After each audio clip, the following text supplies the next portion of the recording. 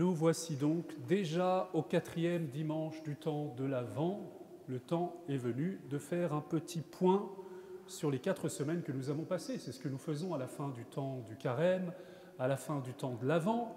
Et si nous regardons ce temps dans le rétroviseur, la grande question que nous nous posons, c'est où en suis-je? Où en suis-je par rapport aux résolutions que j'avais prises au début de l'Avent? Première chose, est-ce que je me souviens des résolutions que j'ai prises au début du temps de l'Avent? On va laisser un ange passer. Je vous laisse le temps de vous en souvenir. Si vous en souvenez pas, bon, c'est déjà un point important. Peut-être que vous vous en souvenez d'un air un peu gêné parce que le temps de l'Avent, c'est bien, mais c'est rapide. C'est comme le temps du Carême, c'est comme le savon sous la douche ce matin, ça glisse beaucoup plus vite que prévu, et on a juste le temps de se dire qu'on n'avait pas eu le temps de le mettre en œuvre. Peut-être que beaucoup d'entre vous ont pris cette résolution, comme souvent au début du temps de l'Avent, je vais donner plus de place, plus de temps à Dieu et à la prière. Excellente résolution. Peut-être que parmi ceux qui ont pris cette résolution, il y en a qui se disent « raté pour cette année, on verra l'année prochaine ». Pourquoi est-ce que ça n'a pas si bien marché au fond? Pourquoi est-il si difficile de prendre du temps, le temps de la prière, et de le donner à Dieu? Eh bien, j'aimerais qu'on revienne un peu là-dessus et voir ce dont nous avons besoin vraiment pour entrer dans une vie de prière. Nous avons besoin de 3 choses, de 3 réalités. Nous avons besoin, premièrement, de silence. Nous avons besoin, deuxièmement, de parole. Alors vous allez me dire, déjà, il se contredit, c'est un oxymore. Vous verrez que ça n'est pas si simple. J'ai besoin d'abord de silence pour accueillir la parole. J'ai besoin de silence, premièrement, de parole, deuxièmement, et troisièmement, j'ai besoin d'un ange, comme la Vierge Marie dans sa cellule, dans sa petite chambre de Nazareth. Alors me direz-vous, les anges, j'en ai pas rencontré beaucoup, eh bien nous reviendrons sur cette question. Premièrement, la chose dont nous avons le plus urgemment besoin, c'est peut-être de silence, chers amis, pour entendre la grande information que Nazareth devait recevoir de la part de Dieu, la plus grande information de toute l'histoire de l'humanité, la plus grande nouvelle, la nouvelle la plus retentissante.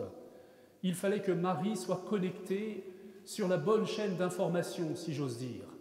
Alors il fallait qu'elle soit dans le silence, s'il est vrai qu'il est question d'un mystère qui a été enveloppé de silence, nous dit saint Paul dans la 2e lecture, un mystère qui a été enveloppé de silence depuis des siècles par Dieu et qui ne peut être reçu que dans le silence du cœur.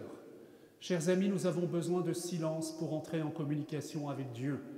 Nous avons besoin de silence pour recevoir les grandes communications de Dieu.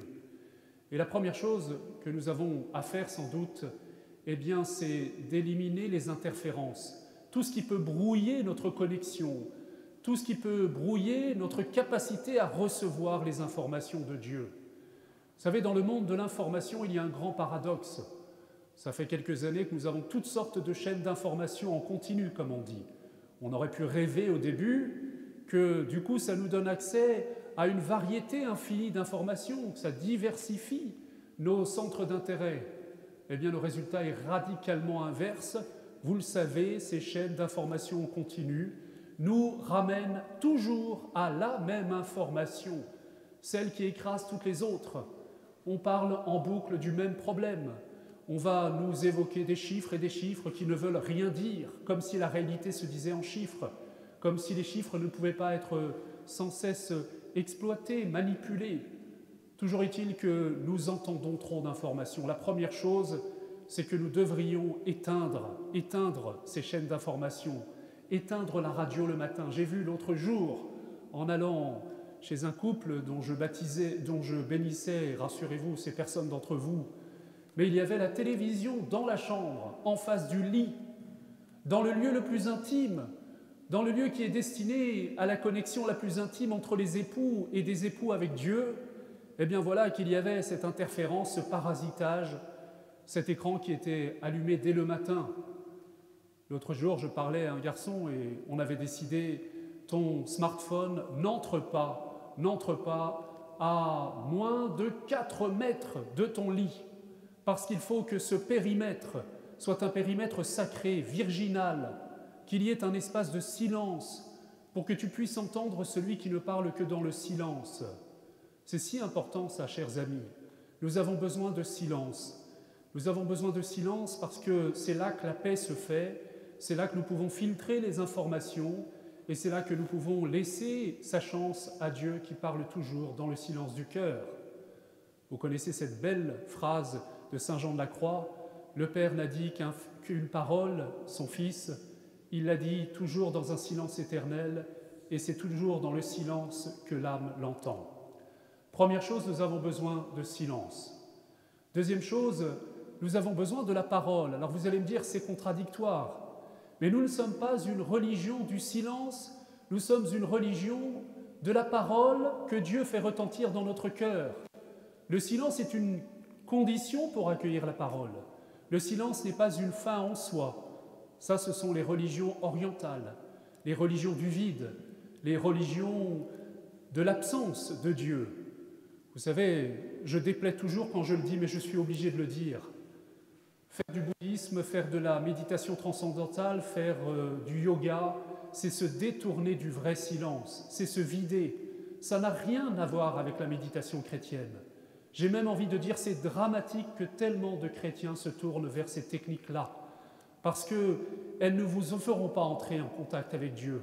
Elles vous feront entrer en contact avec toutes sortes d'énergies et qui n'ont rien à voir avec Dieu et qui feront des interférences avec votre cœur profond. Je vous le dis et je sais que certains d'entre vous ne seront pas contents, tant pis, mon autorité et ma responsabilité, c'est de le dire. Nous ne sommes pas une religion du silence pour lui-même, nous sommes une religion du Dieu qui parle.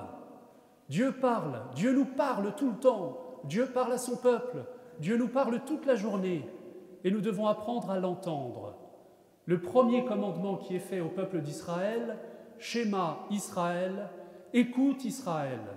Écoute Israël, le Seigneur est l'unique à pouvoir parler vraiment au plus profond de ton cœur. Il est l'unique, alors tu dois tendre les oreilles. Tout à l'heure, j'ai baptisé un enfant et j'ai fait ce signe aussi émouvant à chaque baptême, nous le faisons.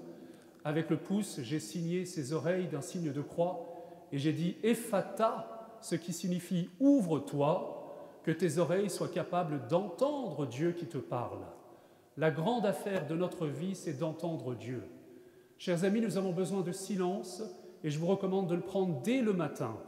Dès le matin, si vous voulez être opérationnel, prenez votre prière, votre temps de prière et 2 minutes le matin, ça vaut 1 heure le soir. Vous voyez qu'en termes de rentabilité, vous y avez intérêt. Prenez 2 minutes dès le réveil. 2 minutes d'abord de silence. Louez Dieu dans un premier temps, dans la paix du cœur. Et ensuite, ouvrez la parole de Dieu.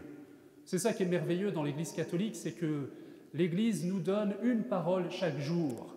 Elle nous donne une parole qui est la lecture de l'évangile de la messe du jour et la première lecture. Eh bien, vous verrez que cette parole, elle éclairera votre journée, elle guidera votre journée. Cette parole, elle remplira votre cœur. Et le plus étonnant, c'est que la même parole que l'Église donne à tous ses enfants résonnera d'une manière particulière et différente pour chacun. Vous pourriez faire un petit sondage et lors de la cantine, à la pause de votre repas, vous dire quelle est la parole qui a résonné dans ton cœur ce matin. On parle beaucoup de ça au boulot, n'est-ce pas? C'est le premier sujet de conversation qui nous unit. Eh bien, vous auriez la surprise et l'émerveillement de voir que Dieu dit quelque chose de différent à chacun. Et c'est la troisième chose dont nous avons besoin. J'ai besoin de silence, de prendre un temps de silence chaque matin. J'ai besoin de laisser la parole de Dieu prendre la première place. Et j'ai besoin enfin d'un ange. Qu'est-ce que c'est un ange? Un ange, étymologiquement, c'est un envoyé. Alors, dans le cas de la Vierge Marie, cet envoyé est un être spirituel, c'est un archange. Dans la hiérarchie angélique, c'est une des dernières hiérarchies. Mais tout de même, c'est un être spirituel. Mais Dieu nous envoie des anges, c'est-à-dire des événements, des paroles, toute la journée. Ces paroles, ces événements, ces rencontres, eh bien, sont comme des anges si nous les voyons dans le regard de la foi. Ça s'appelle la providence. Et vous verrez souvent, avec surprise, que telle rencontre vient rejoindre telle parole que vous avez méditée le matin. Et que c'est dans la rencontre entre les deux que la volonté de Dieu pour vous se dit.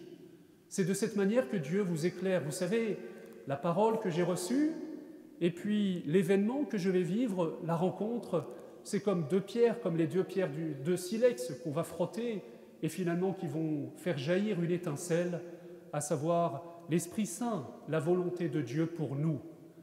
C'est tellement vrai ça. D'ailleurs, dans l'évangile de Saint Luc, parole et rencontre, parole et événement, c'est le mot dabar en hébreu, c'est le même mot, parole, événement.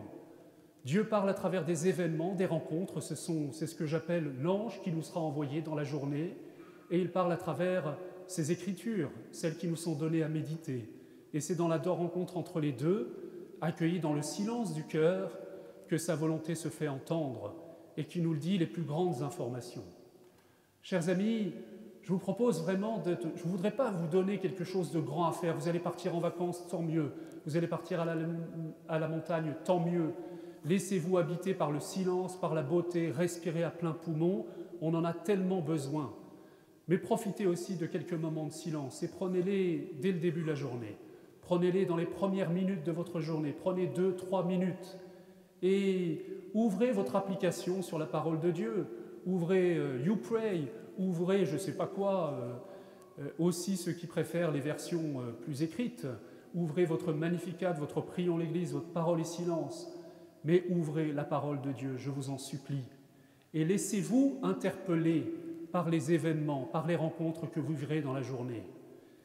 Je ne vous dis pas que votre vie sera plus facile, mais je vous dis que vous aurez la joie de voir peu à peu, d'entendre, de discerner que Dieu vous parle, que Dieu vous adresse des messages, qu'il vous envoie toutes sortes de petits clins d'yeux, comme on dit. C'est sa manière à lui de nous parler, c'est ça qui nous fait dire que nous ne sommes pas seuls, que nous ne sommes pas abandonnés, que Dieu nous parle. Et nous aurons la joie, nous aurons la paix, celle que la Vierge Marie reçoit, elle qui a habité sa petite chambre de Nazareth de silence, elle qui lisait la parole de Dieu. Vous savez que c'est très beau, ces représentations de l'Annonciation, où on voit Marie qui médite la parole de Dieu. Elle ne faisait pas son chapelet à l'époque, elle ne faisait pas la couture, elle méditait la parole de Dieu. On voit dans certaines icônes, ou plutôt certaines peintures du Nord, des peintures hollandaises ou flamandes, qu'elle est en train, au moment où l'ange surgit, de méditer la parole du livre d'Isaïe. « Voici que la Vierge est enceinte et elle enfantera un enfant. » Et elle était penchée sur cette parole. Elle devait la ruminer intérieurement, jusqu'au moment où l'ange vient éclairer cette parole, en lui disant « Cette parole que tu médites, c'est maintenant qu'elle se réalise, qu'elle prend chair dans ta vie. » Chers amis, cette parole a pris chair en Marie. Et bien comme toute parole, chaque jour, va prendre chair dans notre vie parce qu'elle va, de quelque manière, pénétrer notre cœur.